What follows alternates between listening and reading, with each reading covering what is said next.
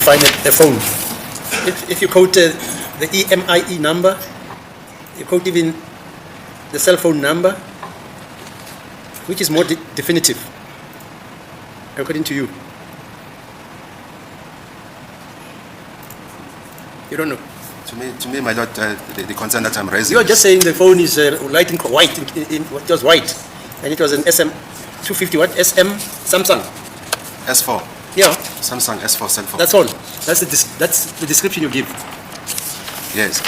And then Mr. Baloyi says Pinky Bellingham actually said that phone in terms of J1 was located towards about 6.2 kilometers towards the hostel. That's where it was. My concern was with regards to the investigations that were not conducted. Okay, fine. You'll have to argue that. Yes, sir.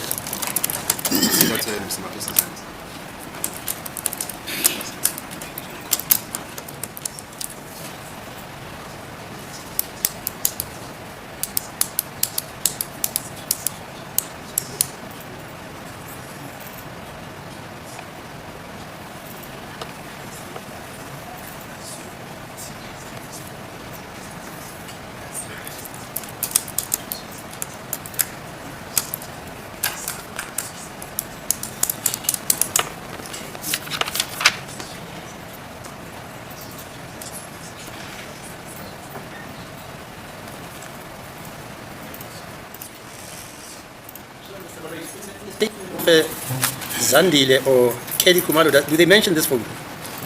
Or the mother? Ms. Zandile Khumalo did testify about the phone. Yeah. That her mother had it in her hands when the first robber came in, Yeah. and that she bumped, the first robber then bumped her mother off and took possession of the cell phone and, Yes. and left with it. That's the evidence. Yes, that is the evidence. All right, yes, sir.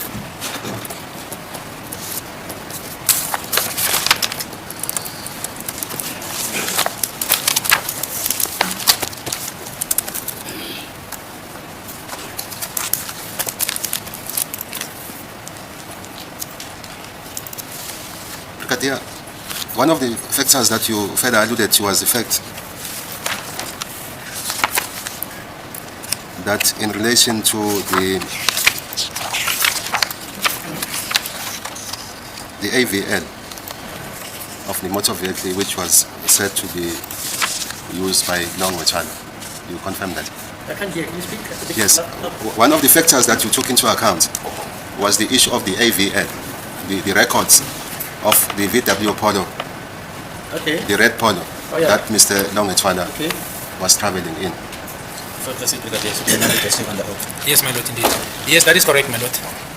Yebo ke okunye ngikhulumile ngakho ke umbiko loyana ke ukuhamba kwemoto maphethelezi ke iAVL yemoto yakhe uLongwethwala.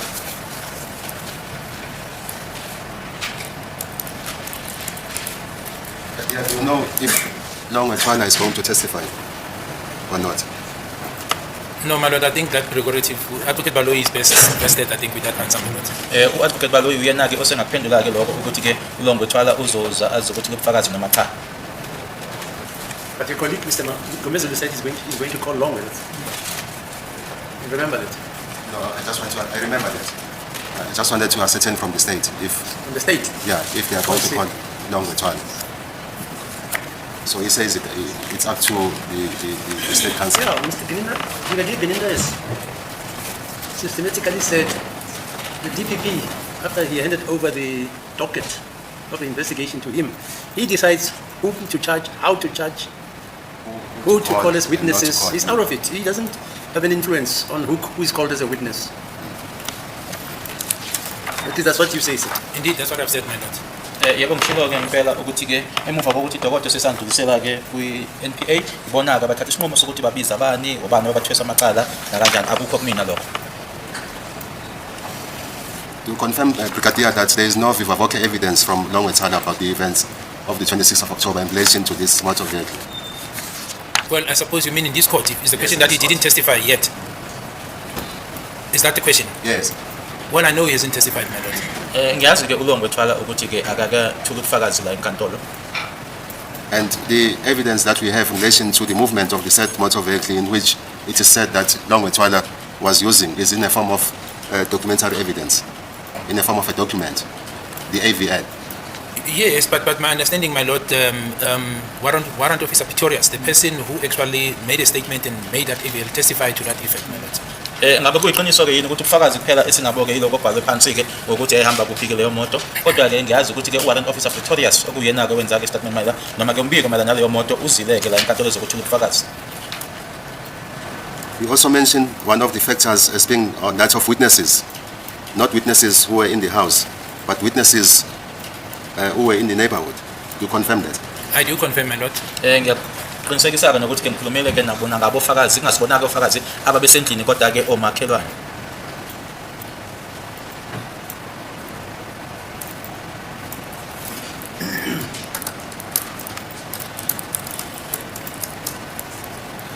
In relation to the witnesses, you mentioned the witnesses from the Ngache family. You confirm that?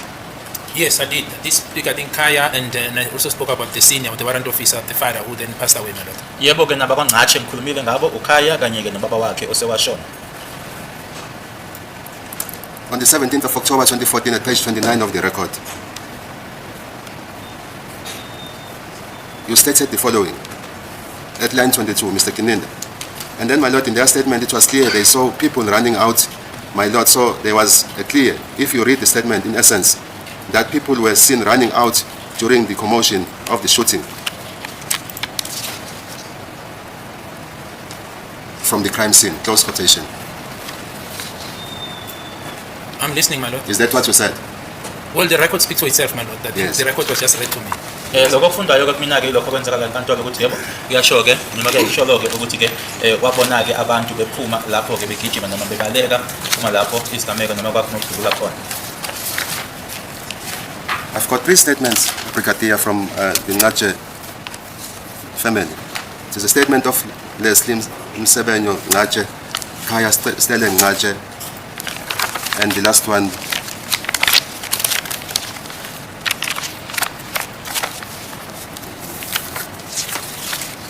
Bulelani Ngache. Amongst these three witnesses, which one of them says that they saw people running out from the Khumalo homestead where the shooting incident had occurred? My lord, but what was read to me doesn't say the statement is confined to the Ngaches. That's not what the record that was read to me saying. It refers to the neighbors, the people other than the people who were inside the house. And I did deal with this aspect of Makaleni, where I specifically indicated that he said he saw three individuals running away from Khumalo's house and one of them was armed with a firearm. Lokho qeda ukufunda kumina-ke bengakhulumi-ke ngabakwaNgache bekufunda ukuthi-ke sithini noma irecord lithini kodwa ngikhulumile ngayo uMakeleni owasho ukuthi wabona abantu abathathu bephuma-ke kwamakhumalo oyedwa kubona-ke wayiphethe isibhamu. And he forms part of the witnesses who were not inside the house, my lord. In other words, in addition to the Ngaches, he is one of the witnesses who disposed affidavit in addition to others as well. Omunye-ke walabo ababengekho-ke endlini-ke manje kumasikhuluma ngoNgache naye kuMakeleni usungamfaka-ke naye-ke lapho kulabo abenza i-statement. At line 10 of the proceedings of the 17th of October 2024, at page 29, the following was asked by my colleague, Advocate Maloi. Mr. Maloi, yes, one of the members from the family of Ngache, Kaya Ngache, has testified as a witness in this matter. Mr. UGininda, yes. Mr. Maloi, does the name ring the bell? Mr. UGininda, yes, it does. It does. He was one of the family members in that, the neighbors to the crime scene. Mr. Maloi, yes, I'm just repeating now what I've read to you earlier. Mr. UGininda. And my lord, in their statement, it is clear that they saw people running out, my lord, so there was a clear, if you read the statement in essence, that people were seen running out during the commotion of the shooting from the crime scene. Yeah, my lord, but I'm not, I think it's misunderstood. I'm not referring, remember I was analyzing the reasons that convinced me that they were intruders. So I was talking in totality of witnesses other than the ones that were in the house. That is why when specific questions were asked, and I think I was asking this court, who amongst the people who actually specifically made a statement of seeing the intruders running out of the house, and then I referred specifically to say this is the person and where the statement is in the docket. So it was a total analysis. I was summing up, my lord, the witness in essence, that you have this correlation of people who were not inside the house, but indicating from different angles. I even referred to Ntabiseng, who was sitting outside. I referred to Makaleni. I referred to the friend of Ntabiseng attached to correctional services, and other people, my lord, collectively, to say, if you take this into account, I had no reason to believe that these neighbors will have a reason to mislead that they saw intruders. So it was in totality, my lord, not in relation to the Ngazes, because I was informed by the totality of independent witnesses other than those who were inside the house. Ngaphandle kwabantu ababengaphakathi endlini ke uma sobheka ke omakhelwane ke bonke laba sebebaliwe oNgcatshe oMakeleni uNthabiseng kanye futhi ke nomngane wakhe ke ngathatha konke lokho ngakuhlanganisa ukuthi ke labantu abanaso ke izathu esingenza ukuthi ke baqamba amanga noma bakhohliseke ukuthi ke ngempela bakhona noma babe khona abantu abangena endlini uma njalo njengoba besho ukuthi bakhona abantu ababona bephuma lapho begijima. Maybe I should ask this question differently. From the Ngcatshe family, Brigadier, is there a witness who says he saw people running out from the Khumalo homestead after the shooting incident? No, I don't have a recollection, my lord. What I recall, as I've said, the statement that I testified about, and I was specific what it says, even the paragraph, is the one of Makaleni, and I was very specific that he says from the Makumalo's house, and he saw 3 intruders, one was armed with a firearm. That was specific. That is the closest statement of a witness who witnessed the intruders running directly from the Makumalo's house, one armed with a firearm. Ingabe khona yini kwabakwangcatshe oshoyo ukuthi wabona abantu noma umuntu ephuma kwaMakhumalo? Cha, kodwa ke esondele kuleso ke ngishilo mkhulumile ngaso uMakeleni oshilo ukuthi wabona abantu abathathu bephuma khona lapha omunye wabo ephethe isibhamu kwaMakhumalo.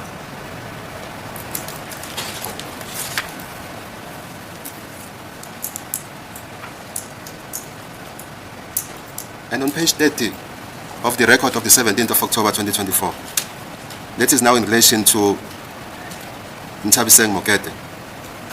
The following is said at line 10 of the record. I do recall that in parts of that statement, it is clearly mentioned that perpetrators were seen running out from the direction of Kelly Khumalo's house to the direction of the park. It was the second witnesses, my lord. There were 2.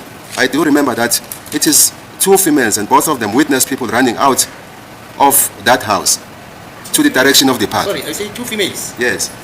May I What the repeat it, my record lord? says. Yes, may I repeat it, my lord? Yes. Yeah, just repeat it. It was 2 witnesses, Yeah. my lord. There were 2. I do remember that it is 2 females, and both of them witnessed people running out of that house to the direction of the park. Yeah, meaning Ntabiseng and his friend. And his friend, yes. What do you have to say about this? Yeah, but my lord, Running out no. of Yeah, that house no, to but the direction of the house. I'm reading from the record. yeah, but you can't ignore the top part that says the direction of the Makumalos, because it was clear that I was referring to the direction, and then it continues to that aspect, my lord. One will have to look at the statement of Ntabiseng, but my recollection, my lord, it was the direction, not precisely the exact location. That is why I'm saying, my lord, when I was asked as to what witness specifically indicates seeing the intruders running from the house, I've placed that statement on record that it was Makaleni. I referred to the index number, and what it says specifically, my lord, is the one that says he saw 3 intruders running out of Makumalo's house, one armed with a firearm. Uma ukhuluma ke ngaye ke uNthabiseng ngoba mike ufakazi ngathi ke yena ke wakhuluma ngabantu ababona ke besuka ngakuhlangothi lemuzwa kwaMakhumalo, kodwa ke ukuthi ke ubani owabona abantu bephuma kwaMakhumalo ngikhulumile ngaye ke uMakeleni. So where it says, I do understand, Brigadier, that I have to understand what is said in the top part. But what do you have to say about what you said in the last part of that paragraph? But my lord, it flows from the top. I was referring to the direction. That's why I'm saying it's a continuation. That is why when the question was asked then specifically to say who amongst the witnesses who were outside the house saw the intruders running from the Makumalo's house, from the crime scene specifically. I answered specifically to say it is Makaleni, not the Ngashas, not Ntabiseng, specific to say it's Makaleni, what is the index number of the statement, and what it says exactly. So I answered that question specifically, my lord. Umbuzo lona ke mala nokuthi ubani wabona abantu bephuma khona kwaMakhumalo ngishilo ke ngikhulume ngayo uMakeleni, ungasibona bakwaNgcatshe, ungasibona uNthabiseng ukuthi uyena ngase ngisho futhi ne statement ukuthi isiphi ke ukuthi uyena uMakeleni owasho ukuthi wabona abantu bephuma kwaMakhumalo. And I'm maintaining that position, my lord. That's what I said, my lord. Ngisasho lokho ke namanje. So what you are maintaining is that people were seen by these 2 witnesses, that is Yolanda Nota and Ntabiseng Mokete, of people running in the direction of the park, to the direction of the park, sorry. Well, my lord, it's contained in the statement. If I have now to quote verbatim what they say, then I'll have to go through the statements. I do know, my lord, that after, and I testify about this, that they said after hearing a gunshot, and this is my recollection, they first saw the first suspect running to that direction.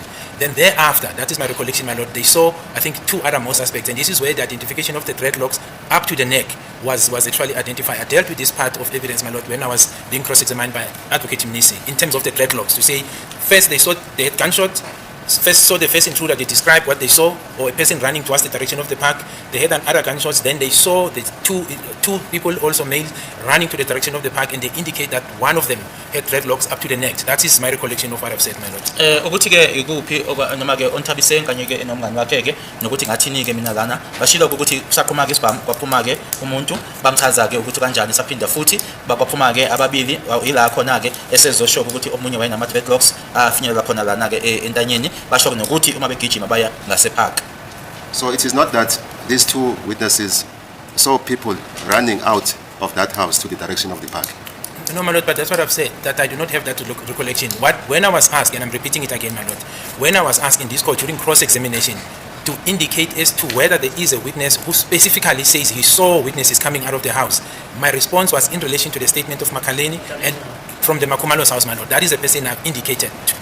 Uma bengibuzwa ke lana ukuthi ukhona yini ufakazi oshilo ke ukuthi wabona abantu bephuma kwaMakhumalo ila khona engikhulume khona ke ngestatement noma ke ngokusho kwakhe uMakeleni ukuthi uyena ke othi wabona abantu bephuma lapho kwaMakhumalo. Is it being denied that people ran out of Khumalo's house? Unknown people, intruders. Is it being denied by your defense? I think that is what I put earlier. Yeah, because inferential reasoning. Some witnesses, when they give evidence, they use inferential reasoning. The two police respondents, the first two police respondents, they say when they got to the streets, they were stopped by people who were indicating that they went down that way. Moroka and Tabiseng, they say these people who ran from wherever they ran to, they ran towards the park. If you can remind me, Brigadier, the statement of the first police officer who attended the scene, you read a portion of the statement. Who was that police officer? I recall that the two police officers is Mtetwa, I think the constable Mtetwa and Matebula. Matebula, sorry, yeah. Mangikhumbula kahle kwapho uMthetho noMathebula amaphoyisa okhala ke ukufika lapha yana. The statement that you read into the record, it is for which police officer? You remember you read the statement into the record of the police officers who attended the scene, the first police officer who came there. No, that's not my recollection. I remember reading during the evidence in chief, my lord. I was led insofar as what the record of Constable Matebula says, as well as Mtetwa, my lord. That's what I recall. I don't think I was referred to a statement. I was referred to a record, and then certain portions were then read into the record, my lord. Uma ngikhumbula ke uma bekumshushisi ke engitshela ukuthi yini eyakhulunywa ke la amaphoyisa bengikhomba kulona ke irecord akuthi kune statement esafunda sala amaphoyisa uMathebula kanye naye uMthetho. What are those police officers saying, Brigadier? My lord, they testified. Like I said, part of their evidence was I was taking through them to correlate what report they received. They testified, and I read part of their records, my lord. So they were in this court. Babe la kule nkantolo bethula ubufakazi ke la amaphoyisa la amabili uMthetho kanye noMathebula. You also testified, Brigadier, that you made an application to obtain, in terms of Section 205, to obtain the bank records. Do you recall that? Yes, I do recall, my lord. Yebo ke ngikhulumile noma ngifakazile ke futhi nango tholakala ke kwama statement asebhangi. Why you had to make such an application in this matter? What was the purpose of that application? Investigation and gathering of evidence, my lord. Injongo ke ukuphenya ke nokuthola ubufakazi. To investigate what? My lord, I think it's self-explanatory in the statement that I disposed when I applied. The purpose of doing Section 205 when you investigate is to gather evidence. Evidence, obviously, that could place people where you want to place them, my lord, in terms of the location. So it was investigation and collection of evidence. Nanjengoba ngisho ke ukuthi kwakuphenya nokuthola futhi ke ubufakazi ke ukuthi ke utholeke ukuthi umuntu noma abantu ke babe kuphi ke ngokumayelana nendawo. But insofar as the ones, for example, at some stage, my lord, there's one that came or that I did at the behest of accused numbers 2 legal representative when it was requested from us, my lord, to say we should do the Section 205 in relation to the date of the 27th of October 2014, because it was said accused 2 was in Kwanongoma. So some came at that request, but others then as part of investigation, my lord. Okunye ke ngokumayelana nomsolo wesibili mayelana ne-27 zika-October 2014 ngoba ke inkulumo yayithi ke wayekwanongoma leso isicelo seza ke ngommeli wakhe umsolo wesibili kodwa ke okunye kwakumayelana nophenyo. I do understand there's a different application in terms of Section 205 of the CPA, but this one relates to the bank records. Why did you have to make an application to get the bank records from the bank, from the respective banks in relation to the accused? Investigation, that's what I've said, my lord. Ngishilo ukuthi isizathu noma injongo yokuthi ke tholeke itatimende zebhanki kwakuwuphenyo.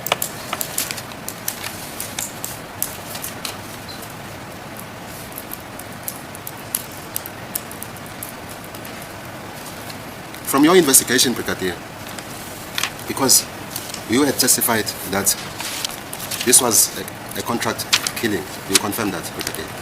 Yes, I've testified that the evidence gathered, my lord, indicated that it was a contractual killing.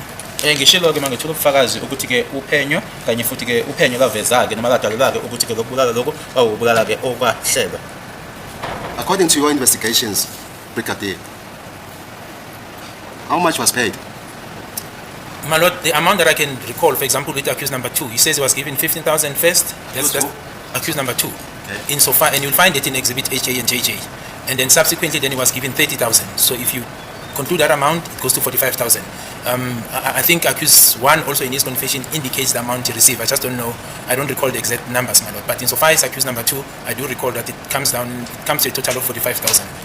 Umsolo wesibili ke yena ke kustatement wasenza ukhulumela ukuthi oqala ke mekhokhela wakhokhela u15,000 kamuva ke wasekhokhela u30,000 umuhlanganisa ke u45,000 naye umsolo weqala naye ke uyishila imali lapho kustatement sakhe kodwa angisakhumbuli nje ukuthi wathi imali. And who paid these amounts? Do you know? My lord, it is clear. It's indicated in Exhibit JJ. Accused 2 indicates who gave him the money. The balance was given by accused number 5, the 30,000 to accused number 2. Uma ufunda lapha kwistatement ke kucacileke kucace khona lapho uyasho umsolo wesibili ukuthi ke ibalance noma leyo iyayisela imali u30,000 umsolo wesibili wawuthola kuyena umsolo wesihlanu. Who was the source of this amount or the payment? It was the accused, my lord, because I'm dealing with evidence. The accused paid the other accused. That's the evidence that we've got. But the indication is that the contractual or the sparking point is Miss Kelly Khumalo. Ngokufakazi ke ukuthi ke abasolo noma umsolo owakhokhela ke yena ke umsolo ngokusho kwakhe kodwa ke la ekwaqala khona ke ukuthi yayibuya kuphi ke Miss Kelly Khumalo. From the analysis of the bank records of the accused. Sorry, may I rephrase the question? Other than information that you got from the confession statements of accused number 2, is there any other evidence, independent evidence from the confession statements that Miss Kelly Khumalo is the one who was paying these amounts? My lord, if the question is asking me whether there is a link insofar as the money coming from Miss Kelly Khumalo's account. Yes, other than the confession statements, is there any other evidence available? Yeah, but I want to understand in what form. Because if you say, is there any other evidence? Yes, we have witnesses, and I've indicated what is it that didn't match insofar as the linkages. So that's why I want to understand. Is the question referring to the chain of money, whether we have links from Miss Kelly Khumalo to any of the accused, so that I answer you correctly? Is that the question? Let me ask the question in the manner that you want me to ask it. Is there any chain of money from Miss Kelly Khumalo to the accused? No, not electronically, my lord. There's no electronic evidence. In other words, money being transferred from her bank accounts to the accused. Abukho ke ubufakazi obutshengisayo noma ukuthi ke imali ke yabuya ke kwi-account yakhe Miss Kelly Khumalo ukuya kubona ke abasolo. Abukho lobo bufakazi. So what you are saying, Brigadier, in another way, from the bank records that you received from the respective banks, there was no evidence to suggest that there was any payment from Miss Kelly Khumalo into the respective account. Indeed, I agree, my lord, but there was also no such assertions. As I'm saying, the payments that we are aware of were made in cash. As to how they got to the accused, who paid other accused, we don't have the chain of electronic transfer. The money was paid in cash to the other accused by the accused themselves, my lord. Ubufakazi esinabo ke ukuthi ke imali ke yakhokhwa abanye abasola bekhokhela abanye ukuthi yafika kanjani ke kubona ke labo ekuyibona bakhokha asinabo lobo ubufakazi. Did my client, Mr. Mapisa, receive any payment according to your investigations?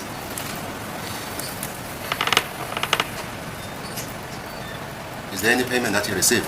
Yeah, my lord, I think I'll have to come back to this one because I do know there may be 1 or 2 statements that I may want to verify that aspect before I respond correctly, my lord. Ngaphambi kokuthi ngaphendula ke kulolu udaba lokuthi ngabe uMapisa wayithola yini ke yena imali ngafanele kukhona nje istatement esodwa noma embili ngiyibheke ngaphambi kokuthi ngiphendule. Which statements are those so that I can also verify? Well, you can go to the statement of Ndwandwe, for example. Ndwandwe. What are the names? There are so many Ndwandwe. No, there's not so many Ndwandwe. There's only one Ndwandwe in the entire docket. As much as these Asliva files are many, but there's one Ndwandwe. You will find the statement. So that's the one that I want to consult. And the other one that I want to look at, my lord, it's Simpwe Butelezi. Because I'm referring to statements who implicates this accused specifically. And the other one that I would want to consult perhaps or to look at, it's Kwabeni Sifiso Zungu. So I just want to verify that aspect insofar as the money is concerned in relation to accused number 4 specifically. Undwandwe, Usifiso, Kwabeni, Uzungu, Usimpiwe Butelezi. Such as that I mentioned before. Ibona-ke ngifuna ukuthi ngibheke iy'tatimende zabo-ke mayelana nalona-ke udaba lolo lokuthi-ke uMapisa wayithola yini imali. You want to do that now or later? Because it is part of my cross-examination. Yeah, but my lord, it's 3 statements. So unless you want me to do it now, go through all of them. My lord, what would be the court suggestion? What do you suggest yourself? May I request that we do You're the it now? cross-examiner. Yes, may I request that we do it now? Fine. All right.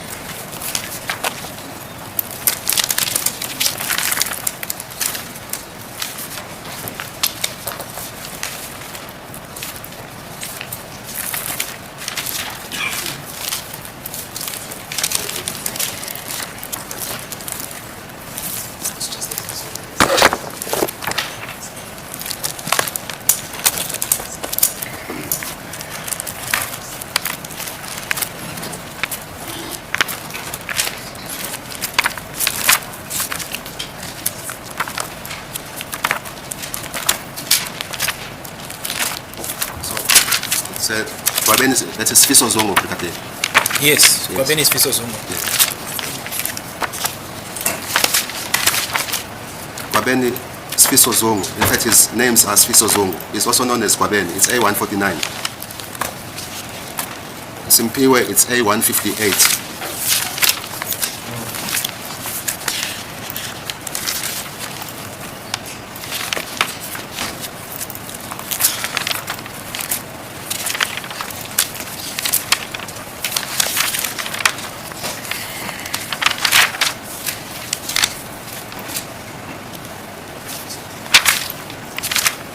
Do your own assignment with that, but according to what I've read, because I've read the statement of Sifiso Zungu, that is Babeni, there is no mention of the money, that is the transaction in relation to accused number 4. I'm moving now to the other statement. Yeah, but I've not finalized Fiso Zungu, my lord. So that is what I was saying. According to me, I've read the statement. Okay, but I'm still going through it, my lord.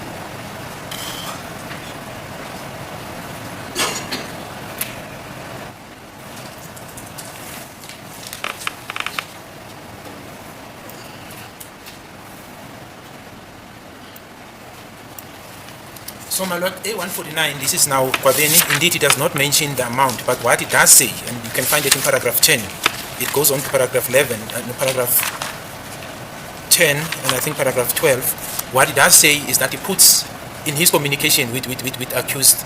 I'm sorry, my lord. Can I finish, my lord? Please, it's in relation to the transaction, please. Yes, don't try to sift some information from a statement of a can I have person an opportunity to finish who the has not sentence? testified. No.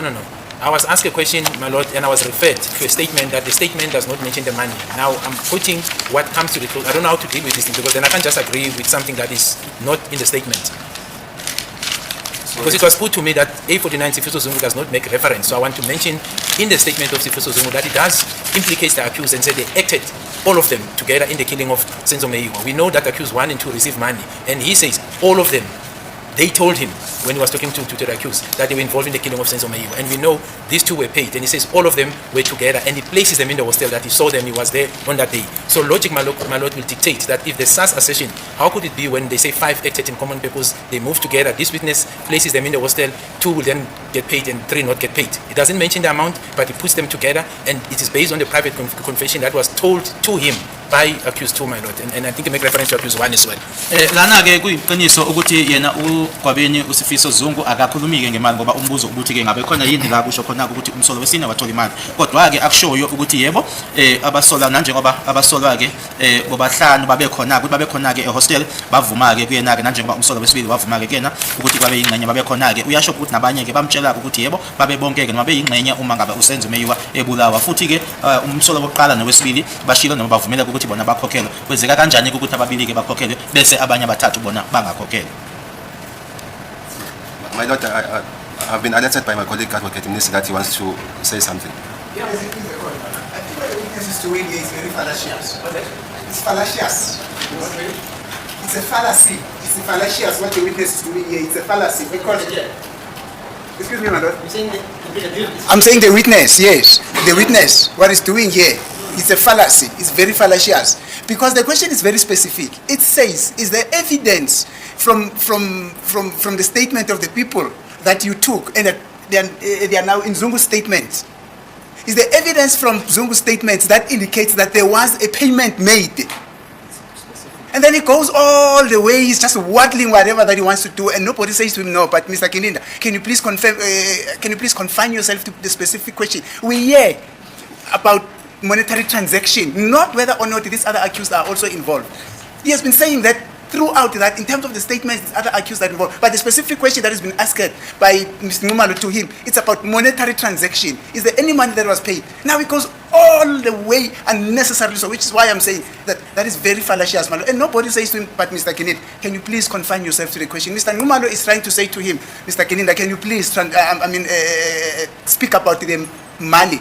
And then it's just allowed to say, yeah, no, but even in Mr. Zungu's statement, Mr. Zungu says, yeah, no, these other accused are involved, what. But the gist of the question is money, my lord. I'm going to request the court, my lord, to restrain this witness in answering the way that he wants, but to concentrate on specific questions, my lord. How can I restrain him? He's been asked a question and he responds. Yeah, but what is the question, my lord, say? Is the question saying... You can argue the way you want to argue, but I'm saying I can't stop the witness from expressing his opinion about a question. And he qualifies it by saying logic dictates that if they all acted together in killing. But that is unprocedural, my lord, because the question says monetary transaction. It's not unprocedural. It's being asked. And then he decides to say, if they acted in concert and allegedly accused number 1 and 2 were paid 35,000 and what have you. According to him, logic dictates to him that accused 3 and 4 also should have been paid. You can argue that it's fallacious, fine, there's no problem. But that is fallacious. I can't stop this witness that I'm raising. I can't stop the witness from testifying. Are you with me, Mr. Khumalo? No. Oh, you're not? Okay, fine. No, Brigadier, my lord, I think he must be called into order because he's been doing this from the beginning. I'm asking a direct question. He goes somewhere else. Yeah, any questions, Ed? Intentional. Brigadier, is there a passage in the statement of Sifiso Zungu which says that my client, Mr. Mapisa, received money? My lord, I've answered this question, and you see the challenge, my lord, because then it would be unfair to me when I'm asked a question, because I didn't introduce the part of Zungu, Sifiso Zungu, insofar as the money transaction. I only refer that the statements that I want to look at, and I've mentioned them. And then Advocate Khumalo put it to me that he doesn't see any influence of the money. Yes. And then I asked, can I just finish, Advocate? And then I asked that I want to look at it so that we find each other. And I'm saying when I read this portion, because it's contained in the statement, and there is an assertion of common purpose between the accused, that if you look at this portion of what Zungu is saying, my lord, you cannot ignore the fact that if there was a common purpose, others are being paid, logic dictates. This is what I've said, my lord. But insofar as the transaction, I was very specific when the question was asked to me, is there a monetary transfer or electronic transfer between Ms. Kelly Khumalo to the accused? I've answered it specifically. Now we're going down to a statement where I'm expected to comment. How do I ignore this material fact, my lord, when I know it has a meaning to me? Then I'll be misleading this court. So to say now, I must not speak my mind because there's a suggestion that is a fallacy, I think that's uncalled for, my lord. A question was put to me, and I'm looking at what is contained in the statement. My thinking and my thought is that we are here to assist the court, and I'm giving my testimony insofar as what I think with regard to the statement, with regard to the fact that the accused is alleged that they acted in common purpose. How could I not want to bring this, my lord, to the attention of the court? Why must I withhold it? Because then I'm not doing justice. Ngibuzwe umbuzo futhi mina ke othe ngicela ukubuka istatement ethize waseke uadvocate Khumalo eyakulesike sikagwabeni ethi ke akukho kushoyo la noma ke okhuluma ngemali ke ngazi bese ngithi ke mina ke ungabuki lokho noma ubheke lokho kuphela ke kodwa ke qhubeka ke ingakho ke sengikhulumile ke ukuthi uma ngabe kukho lokho ke ethi esho ke yena ugwabeni ukuthi abasola babekhona ke lapho bakhuluma ke nokuthi ke futhi kwakuwumcabango wabo ke lona behlangene ukuthi ke kwenzeke kona ke lokho ingakho ke manje sengiphendule ngaleyo ndlela ngaphambili ngibuziwe ukuthi bukhona yini ubufakazi obushoyo ukuthi ke kunemali eyafakwa ke esuka kuyena uMs Kelly Khumalo eyabasola ngawuphendula ke lo mbuzo ngathi cha kodwa manje lana ngiphendula ke ngoba uadvocate Khumalo eshilo ukuthi akukho okubhaliwe kushoyo la ukuthi ke umsola wesine unemali ayithola.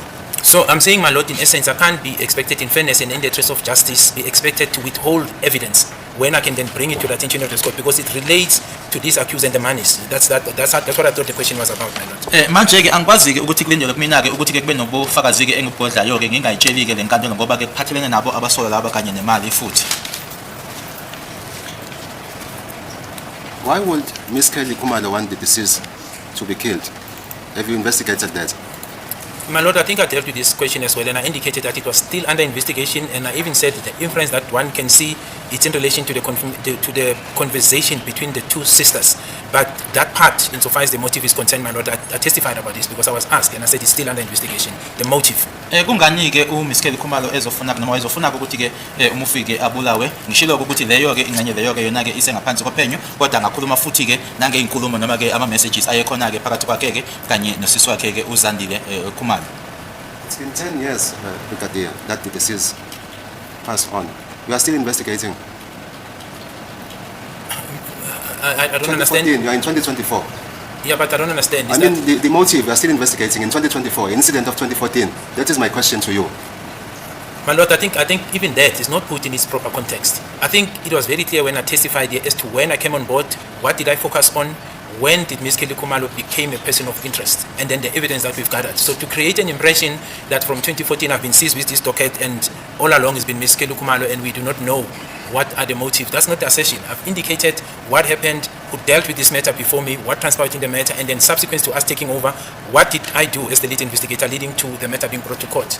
Ngishilo ke ukuthi ke mina ke icala leli ngicale ninike ukuthi ngiphenye ukuthi uma sengiphenya yini ke engayibheka noma ke engagxela kuyona ke nokuthi ke ngaphambilini kwakuwobani ke ababephenya manje ukuthi ke noma inkulumo ethi ke manje kusukela ngo2014 nginalo ke ledokodela nokuthi kuqale nini futhi ukuthi ke uMs Kelly Khumalo abe umuntu ke obukwayo noma ke obhekwayo.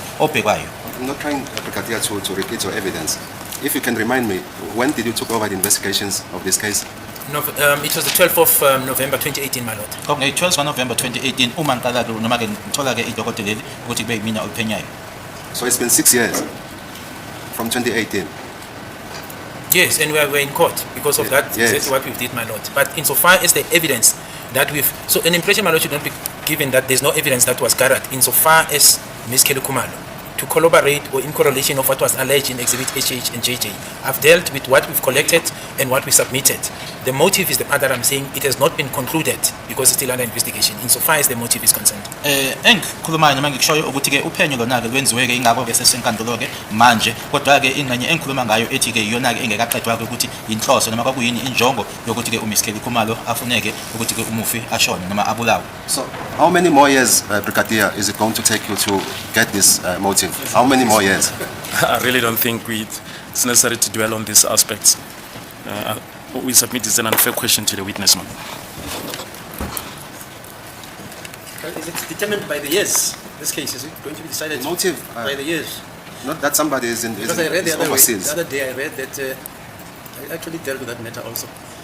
The cost is 40 years. 40 years. So 40 years since they were being allegedly killed by the security police Yes. in Krugersdorp when they were bombed. And the case has just started 2 weeks ago. 40 years. 40 years, yeah. A person who is in South Africa Yes, to investigate. 40 years. So here it's how many years? 6 years. 6, my lord. Okay, you'll get there maybe. 42. No, it can't be. Hello? It can't be. It can't be, my lord. Another. I don't know. It I'm can't just be. mentioning Really. that. If this is true, it can't be. That's it. Yes. I'm in this case now, and not the TRC case. Brigadier, your affidavit, Exhibit ZZ2 of the record, where you had to make an application for the bank records, you said the following at paragraph 5 of your affidavit.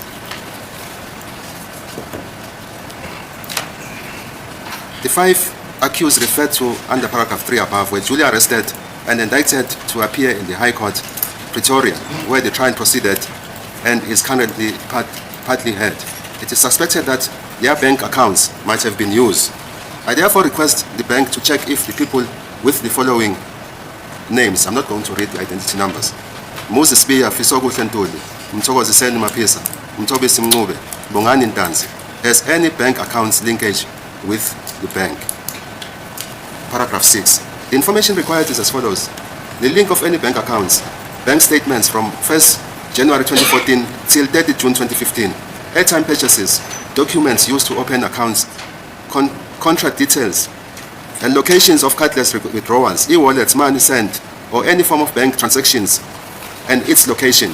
The required information is believed to be in possession and under control of the First National Bank, head of legal forensics of the First National Bank, branch SA, close quotation. So, amongst others, Brigadier, the reason why we had to make an application in terms of Section 205 to obtain the bank records was to see if there's any transactions. Indeed, yes, I agree, my lord. Ngiyavuma ke ukuthi ke isicelo ke salama statement noma i-statement ze-bank akubona ke nokubheka ukuthi akhona yini ama-transactions noma ke ukukhokhela kwemali okwenzeka. The exhibit, that is the bank records of my client, Mr. Maphisa, was handed in as Exhibit EE3 in bracket of the record. Is it correct, Brigadier, that you did receive these records in respect of my client, Mr. Maphisa? Yes, from the banks I did, my lord. Yebo ama-records akhe ke Mr. Maphisa ngawathola e-bank. From Capitec Bank. Yes, I do have a recollection of this. Yebo ngiyakhumbula ke e-Capitec. Were there any suspicious transaction, Brigadier, that when analyzing the bank records of my client, Mr. Maphisa, that you came across in terms of the contract killing of the deceased?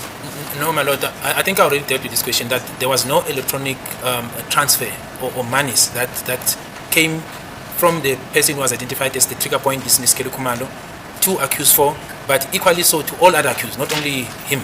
There is no evidence, and I've said this, my lord, electronically, where you will see the transfer of money coming from Ms. Kelly Khumalo to accused 4, but equally so to all the accused. You will not find such, my lord, in the bank statement, because I requested the same information with respect to all the other accused as well, and there was none found. Bese ngikhulumile ke ngaloko ukuthi ke abukho ke ubufakazi obutshengisayo ukuthi khona ke imali eyatransferwa ke kuya kuyona ke account ka Ms. Kelly Khumalo kuya ku-accused 4, kodwa kungasiyena kuphela ke kodwa nabo bonke abanye abasolwa ngoba ke ngenza ke icelo lezitatimende zabo ze-bank bonke abasolwa. Just a minute, my lord. There's one document that I'm looking for.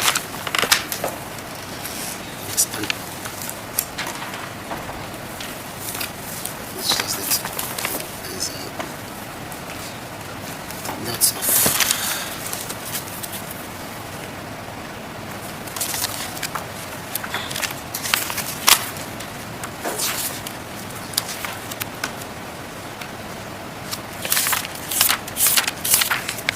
Thank you, my lord. I've got the document.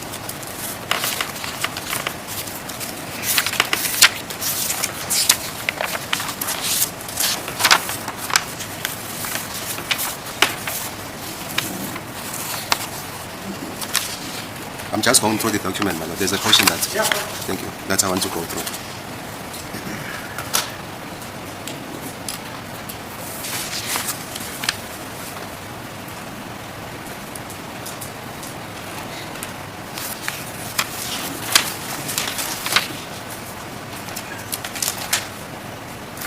Brigadier, do you have Exhibit 01? No, not in front of me. What is that, my lord? I don't have exhibits. What is that? Yeah, what I'm saying, what is Exhibit 01 in terms of the indexing? Yes, it is an affidavit of Colonel Stay.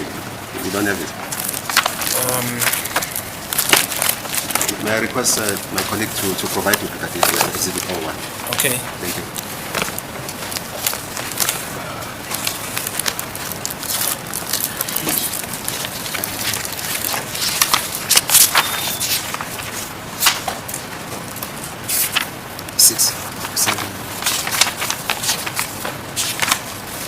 Six to 11.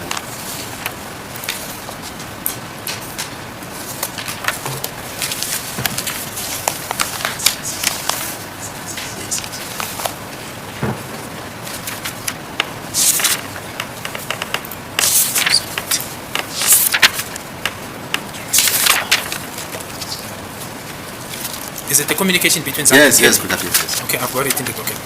It is the SMS communication. Yes, no, Yes. I've got it in the document. Mention something, Brigadier, about the SMS communication between Zandile Khumalo and Kelly Khumalo. You remember that? Yes, I did, my lord. What did you say about such communication?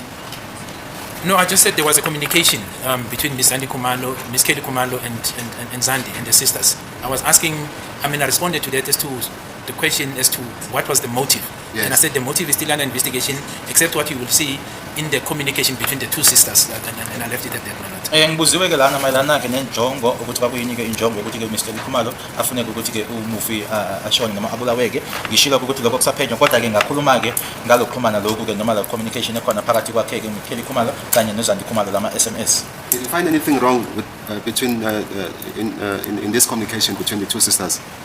My lord, the communication speaks for themselves, and I was asked to read them here in court. And all I said in my response, I said, except what you will find, because it is clear there's anger. I read them on court, and what he said, I said, except what you see there, the motive is still under investigation. It was answered in that context. I think these SMSs, my lord, they speak for themselves, and I read them here in court, my lord, into the record.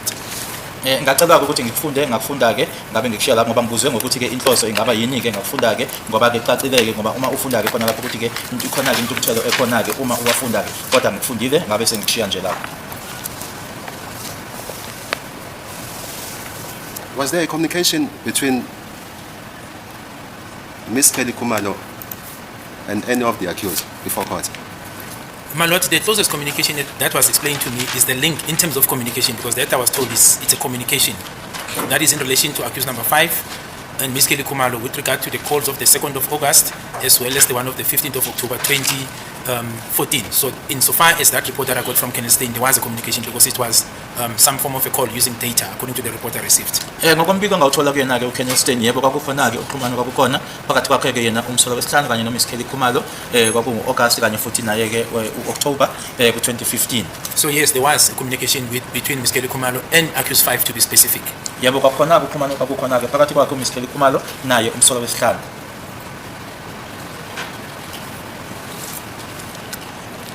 A call using data, so it was not a normal call. It is a form of a call, my lord. It's just another system of making internet. Yes, data, internet. But my understanding, it was a call. It's not a link. It was a call, and that's why I said it's. The first one was on the 2nd of August. The other one was the 15th of October. Ukuxhumana ke lokho noma ke indlela yakhe abayisho ngayo ukuthi ke akusetshenziswa ke i-data kuyona ke kwakungo August 2 ka August kanye futhi ne-15 October. Yes. So the internet call.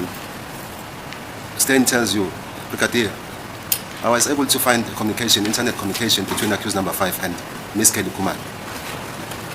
My lord, I think Kenneth Stein disposed of an affidavit and he testified in this court. What I'm saying, my lord, insofar as communication, the report I got from him, he said there was a call made in terms of a call specifically, and he gave me the specific date, and he said this call was used utilizing the data, not the normal, open line call. That's the essence of the briefing that I got from him, my lord. uKelly istatement wasenza wethu ukufakaza la inkantolo kodwa ke uma esengitshela ke ukuthi kwenzekani ke wangitshela ke ukuthi ke kwakuxhumana okwakukhona ngasi ukuthi ke kwakusetshenziswa ke noma ke i-call ejwayelekile ke kodwa kwakuyisetshenziswa i-data.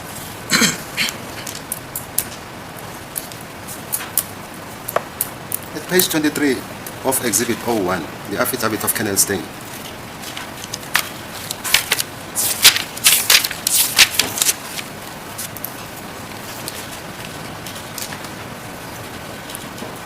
It says the number Kelly Khumalo 2782704358 had contact with the number 277330592002 on 2 different occasions. Calls made before and after the incident, 2 August 2014 and 15 October 2014. You see that? I do see that, my lord. Ngiyabona ke lokho okubhalwe lana ukuthi inumber yaKelly Khumalo 2782704438 yaxhumana nenumber 277330592002 amahlandla amabili ahlukile ama-calls enziwa ngaphambi nasemuva kwesigameko kwasekubhalwa 2 August 2014 ne-15 October 2014. On the 2nd of August 2014 at 2200 hours 40 minutes 47 seconds, the number 2782704438 received a call from the number 277330592002. The call duration is 110 minutes. Cell name 3G Kimberley, MWCEN. You see that? Yes, my lord.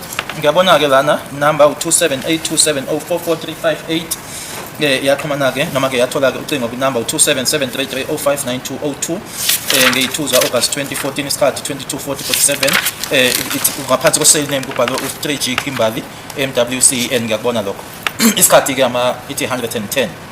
On the 15th of October 2014 at 1700 hours 33 minutes 57 seconds, the number 2782704438 received a call from the number 277330592002. The call duration is 98 seconds. The cell name is 3G Ivandale Farm LIM2. You see that? I do see that, my lord. Ngiyabona ukuthi ke 15 October 2014 isikhathi 17:33:57 number 2782704438 yathola ke ucingo olubuya ku 277330592002 futhi ke isikhathi ama-seconds awu-98 i-cell name 2G Ivandale Farm. But were there any records that you received from Colonel Stein? The cell phone records of the number ending 358, the number belonging to Miss Kelly Khumalo. I'm not sure what cell phone records, my lord. My understanding, cell phone data, you receive it from the networks. You 205 them. So perhaps I don't understand the question, because Colonel Stein will not be in a position to generate cell phone data. It comes from the different networks, my lord. Mhlampe ke umbuzo anguzwako kodwa ngeke ngithole ke ama-records abuya kena ke uStein ngoba ke le mininingwane oyithola ke kwinkampani ke lezi noma ke ama-networks ibona ke abakunikeza lokho ungasiyena uKelly Stein. Colonel Stein testified before this court, and he told this court that he already had the Section 205 records. They were in the central database of the police. You don't know anything about that information? No. I am aware, my lord, and I think I dealt with this part, that when we took over the investigation, I handed the electronic disk to Colonel Stein, but then I asked him to go and authenticate them, my lord, by going to different houses, so to say, to ensure that what he's working on is authentic and is accurate. That's the first part. But in addition to the data in the form of Section 205, my lord, he worked on the downloaded information of the phones that were taken from all the people who were inside the house by the first investigation team. Lieutenant Colonel Netling was actually the person who took them. Subsequently, they were given to Captain Mushwana to do the extra download. And my understanding of the report I received is that it is out of those downloads of the phone of Miss Kelly Khumalo that these linkages was then found later by Colonel Stein, because by the downloading took place back in 2014, because these accused were not on site, the number was there, but it was not linked to anyone. fast tracking to the presence of Kenneth Stein, then he was able to establish the link. That is how I understand the link was done. Not that they were now new information of data that Kenneth Stein went to request and did the linkages. No, it was based on the data that was sitting on the police system, the downloaded information of the cell phones that were downloaded, including the one of Miss Kelly Khumalo.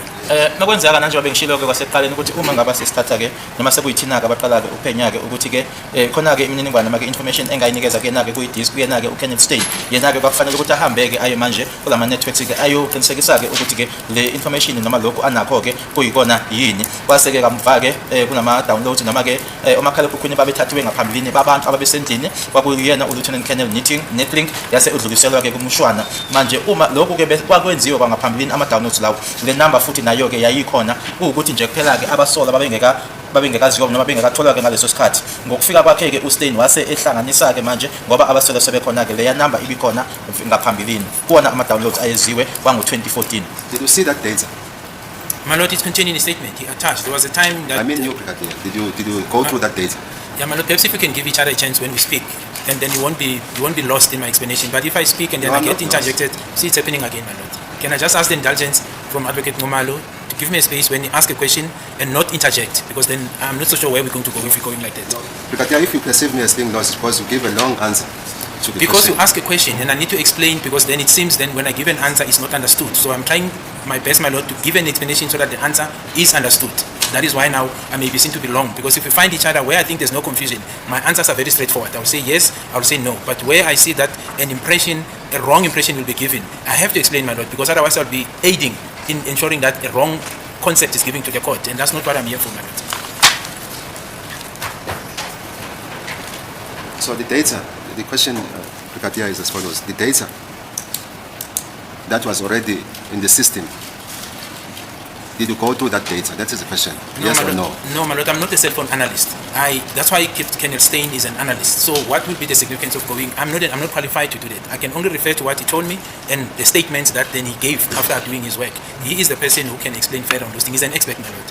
Ingaba-ke manje imininingwane noma-ke i-data-ke leyo ingaba wayibheka yini-ke? Cha, angisiyena-ke mina-ke umcwaningi, uyena-ke uKenneth Stein, uyena umuntu ongayichaza kangcono. The internet communication between Miss Kelly Khumalo and accused number 5. Did you see it? But my Lord, I just explained, I'm not an expert. I'm relying on an expert who says to me, there was a communication, this is how the communication was done, because that was important insofar as the investigation is concerned. Then subsequent to that, an affidavit is given. What will I say, my Lord? And that goes the same with the DNA expert. You meet the DNA expert, then he says, I've done my analysis. These are the common regions that I find, or the markers. I can't make a conclusive finding because of 1, 2, 3. What will be the point of me, my Lord, sitting behind the database and see how he does it? I don't have the expertise. Fast tracking also to the ballistic expert. Same, a report is given to me. I don't go and analyze and sit with them and see the data because I don't have the expertise. I get a report, I get a statement of their analysis and finding. That's how it works. Usebenza ngale ndlela-ke ukuthi-ke mina-ke ngizoyibuka leyo information ngizokwenzani-ke ngoba angisiyena-ke umcwaningi ngiyatshela uyena-ke ukuthi-ke uthole lokhu kuyafana-ke nakulona-ke wama-DNA ukuthi ngihlale lapho ngibuke lapho ngizothi ngibukani ngoba-ke angisiyona-ke umsebenzi engiwenzayo kanye futhi-ke noma-ballistic noma-phecelezi-ke noma-ke ibhamu naye-ke uyangitshela ukuthi utholeni kodwa ukuthi mina ngizohlala ngibheke leyo nto leyo. But it should be to acquaint yourself with the information, Brigadier, as a lead investigator. No, my Lord, I'm not an expert. The fact that I'm a lead investigator does not make me a cell phone expert. What we rely on is the report that you get from the expert, the briefing that he gives you, and the affidavit. Then you can work on what is before you. But now to try and understand the actual data, I don't have the expertise. On what basis will I be able to interpret the data that you worked on, my Lord? I don't have the expertise. It's simply a no-go area. And I think it will be suicidal because what do I say? I don't have the training for that, my Lord. Mina-ke ukuthi nje ngithola-ke umbiko noma uyangitshela ukuthi yena-ke utholeni phecelezi-ke i-briefing bese ngithola-ke nombiko wakhe ukuthi ngiyohlala lapho ngibuke-ke into-ke engingaqeqeshwanga kuyona-ke angeke-ke ngikwenze lokho. The extract, Brigadier, of Exhibit J1, which is now the data from Vodacom.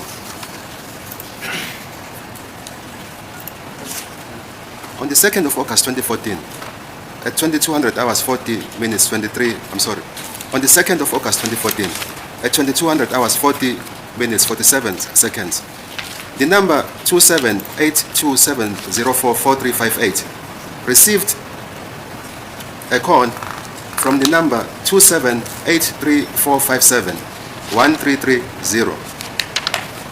The duration of the call was 110 seconds. The cell name was 3G Kimberley MWCEN.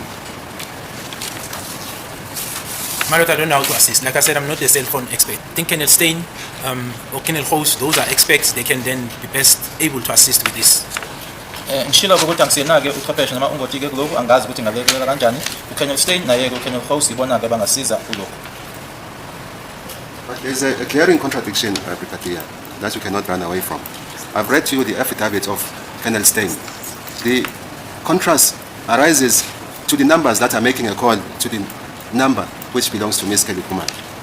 On the data from Vodacom, the number 2783457139 is making a call to the number of Ms. Kelly Khumalo ending 358.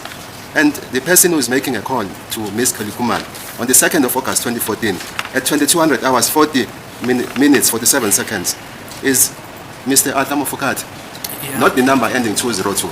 Please, Lord, I think it would be unfair to put this question to the witness when all these issues have been properly explained by Colonel Stein as well as Ms. Fatillingham. Colonel Stein explained that he worked on the downloads and that Vodacom doesn't have access to the downloads. You have to have the physical instrument, the downloads, to be able to establish this calls. We submit, my lord, that it will therefore be unfair to put this proposition to the witness that there was a contradiction with these concepts. We even had to recall Colonel Stein precisely to come and explain these concepts. On that aspect, Brigadier, I'll argue that there was no communication between accused number 5 and Ms. Kelly Khumalo. It is a trump-up case against the accused. My lord, you see, one of the things with data is forensic and it's there. So I do not understand if it's contested because it's there. It's not that it's deleted. It's forensic evidence. It is there on the database. If it's disputed, it's something that is there that can be tested. So I'm not so sure how is it trumped up because it's there. It's in there. That's why Colonel Stein 6 years later, I was able to go back, get it, analyze and link the two calls. So how is that trumped up? When it was generated, Colonel Stein was not even in existence insofar as this matter is concerned. He had to work his way back and found the data there. So how could that be trumped up? Because then there must be a forensic expert who says it is trumped up. Because from what I got in terms of the statement that I saw, my lord, that's not the indication I saw, my lord. Lana-ke ubufakazi obukanjena-ke noma ubufakazi obuphathelene nawo-ke ama-cellphones ubufakazi-ke obukhona-ke laphayana ingakho-ke nayo uKelly Stein akwazile-ke ukuthi-ke emuva kweminyaka-ke ewu-6 abuyele emuva-ke ayokuthola lokhu wayengekho ekuqaleni uma le mininingwane noma-ke le information itholakala kangako-ke noma yisona-ke isizathu leso esenze ukuthi-ke aphinde akuthole ngoba ubufakazi obukhona obulapho. And during the course of the investigation, my lord, the downloader, Captain Mufana specifically, confirmed, because the statements were there, he confirmed what he has done insofar as downloading, insofar as those numbers are concerned. And you can see the chain of evidence of from the time the phones are taken by Colonel Netling, booked in the SAP-13 in Phosphorus, booked out, given to this expert who's doing then the downloading because of his expertise. The chain is there, so how could that be trumped up? Because there's evidence of how these downloads came to existence. Ngoba-ke nobufakazi bukhona-ke ukuthi-ke kwaqala kuphi-ke lokhu ama-cellphone ethathwa uyena uLieutenant Colonel Netling bese dluliselwa-ke kuyena-ke umushwana ubufakazi-ke bukhona noma iy'tatimende zikhona-ke so uyakubona-ke ukuthi kuhambe kanjani ukuthi kuze kube khona lokhu. Just to buttress our initial objection, we refer to the evidence of Lieutenant Colonel Stein. The evidence appears on the 12th of August 2024, page 44. It's from line 17 up to line 20. Colonel Stein says this one must differ from the downloads because on your download you have got the 2 hours plus 2 hours, then the cell phone data from Vodacom or any service provider is real time.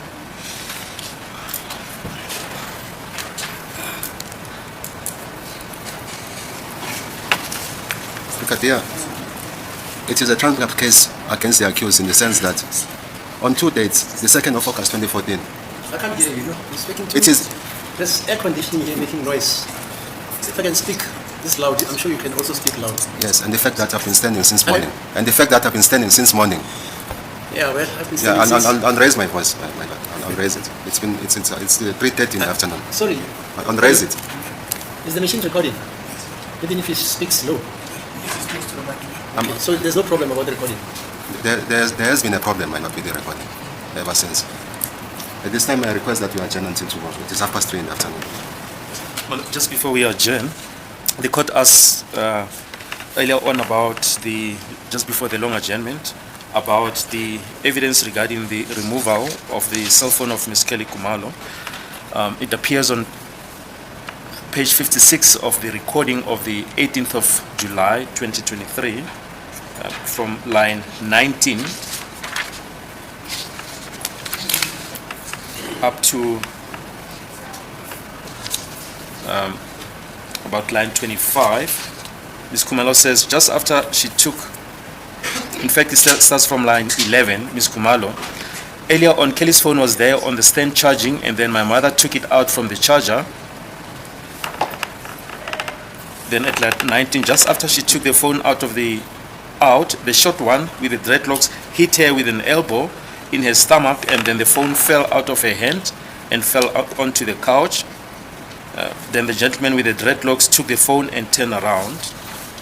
Then on the 19th of July 2023, page 50, from line 13, she says, no, the phone was never recovered, but there was someone who just kept on asking for money. That person went as far as even asking that money from me, returning to the cabin. And she says it was a Samsung S4.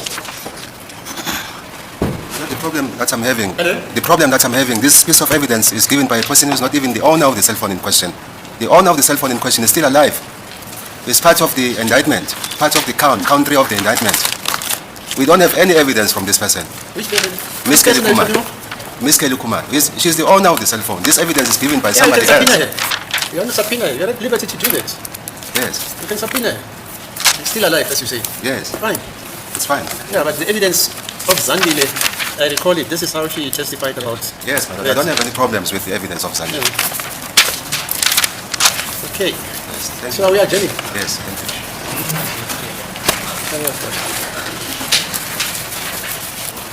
You're available still tomorrow. Yes, I am, my lord. Okay, 10 o'clock.